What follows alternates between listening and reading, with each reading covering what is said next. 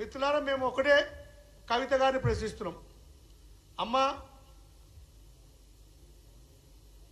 BJP పార్టీతో విలీనం అయిపోతుంది బీఆర్ఎస్ పార్టీ అని చెప్తున్నారు. ఈరోజు మీరు మీ నాన్నతో, మీ అన్నయ్యతో, మీ బావతో పంచాయతీ బయటకు వచ్చి ఈ మాట చెప్పారు.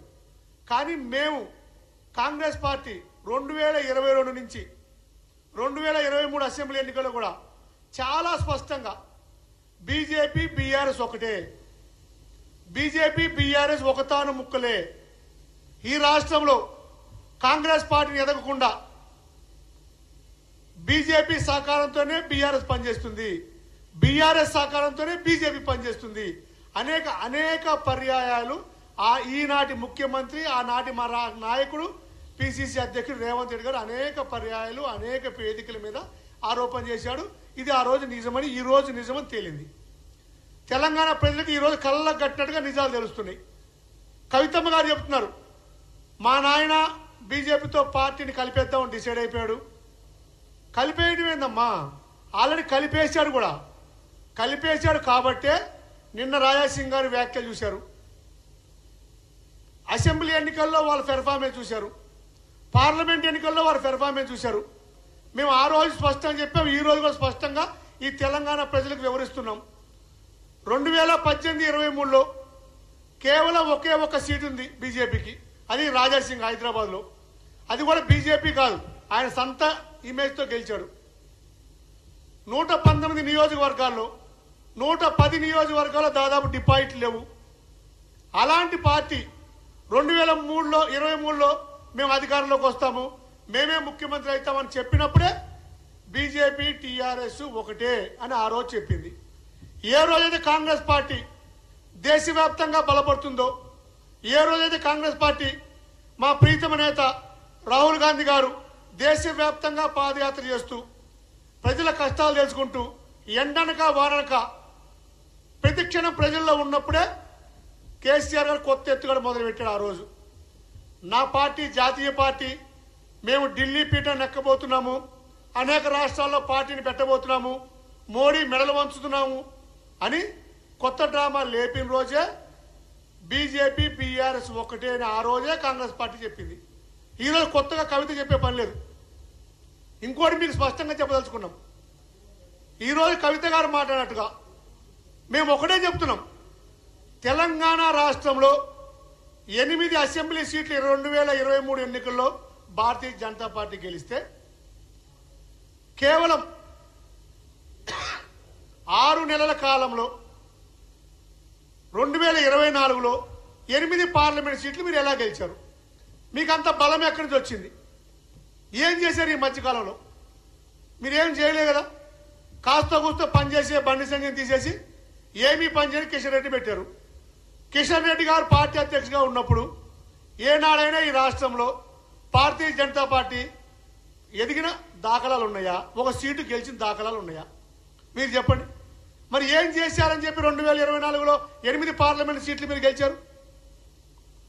మహబూబ్ నగర్ పార్లమెంట్లో ఒక్క బీజేపీ ఎమ్మెల్యే లేడు, చేవెళ్ల పార్లమెంట్లో ఒక్క బీజేపీ ఎమ్మెల్యే లేడు, మల్కాజ్గిరి పార్లమెంట్లో ఒక్క బీజేపీ ఎమ్మెల్యే లేడు, సికింద్రాబాద్ పార్లమెంట్లో ఒక్క బీజేపీ ఎమ్మెల్యే లేడు, ఎక్కడా ఒక బీజేపీ ఎమ్మెల్యే లేకుండా మెదక్ పార్లమెంట్లో ఒక బీజేపీ ఎమ్మెల్యే లేడు, ఎక్కడా ఒక బీజేపీ ఎమ్మెల్యే లేకుండా 5 పార్లమెంట్ సీట్లలో అత్యధిక మెజార్టీతో మీరు ఎలా గెలిచారు? ఆ రోజే బీఆర్ఎస్ పార్టీ మీకు తాకట్టు పెట్టింది. కేసీఆర్ కేటీఆర్ పార్టీని మీకు లోపల అమ్ముకున్నారు. కేవలం ఒకే కారణంతో 10 సంవత్సరాల అధికారాన్ని నిలగబెట్టి లక్షల కోట్ల రూపాయలు దోచుకొని వాళ్ళ బిడ్డ జైలుకు పోతే రేపు మా బిడ్డకు పట్టిన గతే మాకు పట్టింది, అలాంటి పరిస్థితి రావద్దు అని ముందుగానే లోపాయకారి ఒప్పందం చేసుకొని మీకు పార్లమెంట్ ఎన్నికలు సహకరిస్తే మీరు 8 పార్లమెంట్ సీట్లు గెలిచారు. ఎన్నికల ముందు ఏ సర్వే తీసుకున్నా రాష్ట్రంలో 17 పార్లమెంట్ సీట్లుంటే ఒకటి ఎంఐఎం గెలిస్తే, ఒకటి టీఆర్ఎస్ గెలిస్తే, 3 బీజేపీ గెలుస్తుంది, 12-13 కాంగ్రెస్ పార్టీ గెలుస్తుంది స్పష్టంగా అనేక నివేదికలు చెప్పినాయి. ఎప్పుడైతే కాంగ్రెస్ పార్టీ 12-13 సీట్లు గెలుస్తుందని నివేదికలు వచ్చినాయో మీరు అప్రమత్తమై మీ ఇద్దరు ఒకటయ్యి లోపాయికారి ఒప్పందంగా నిస్సిగ్గుగా నిర్లజ్జగా 10 సంవత్సరాలు ముఖ్యమంత్రి ఎలగబెట్టిన గజ్వేల్లో 20 సంవత్సరాలు పరిపాలన సిద్దిపేటలో సిరిసిల్లలో ఏ నియోజకవర్గంలో కూడా మీకు మెజార్టీ లేకుండా బీజేపీకి మెజార్టీ వచ్చింది.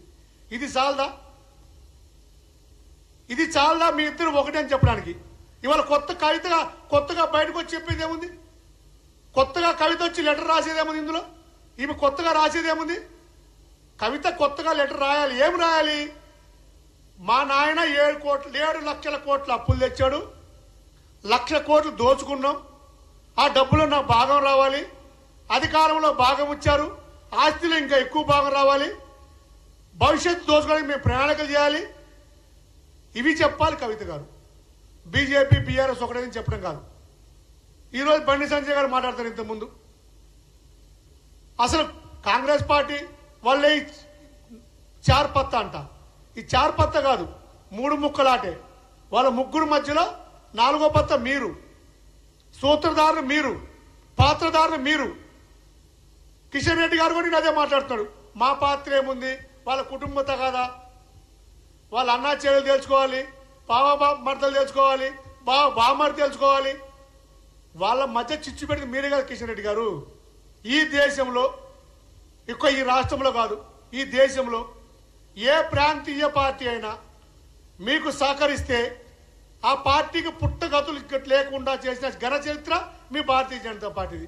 ఈ ఒక్క తెలంగాణ రాష్ట్రంలో కాదు, ఏ రాష్ట్రంలో అయినా మీకు సహకరించిన పార్టీ దానికి జీవసత్వాలు నాశనం చేసి ఆ పార్టీని భ్రష్టు పట్టించి ఆ కుటుంబాలు నాశనం పట్టించి ఆ పార్టీని మీలో కలుపుకునే చరిత్ర మీరేగా కిషన్ రెడ్డి గారు.